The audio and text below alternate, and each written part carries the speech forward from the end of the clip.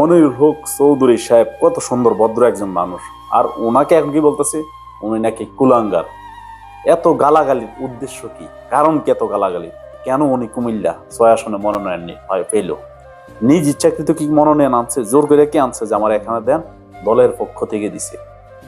আর এই দলের পক্ষ থেকে মনোনয়ন পাওয়ার পর থেকে অখাদ্য ভাষায় গালাগালি, কুলাঙ্গার, দালালের বাচ্চা দালাল, এগুলো আমরা আশা করি না, এই জন্য বলছে ব্যক্তিকে ভালো না বাসে দলকে ভালোবাসেন। দলের সিদ্ধান্ত যাকে দিছে তাকে আপনারা মানেন।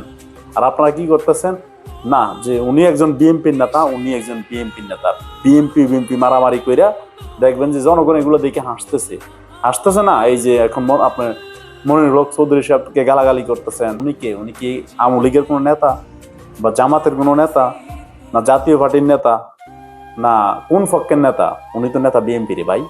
এরকম গালাগালি করার কারণ কি?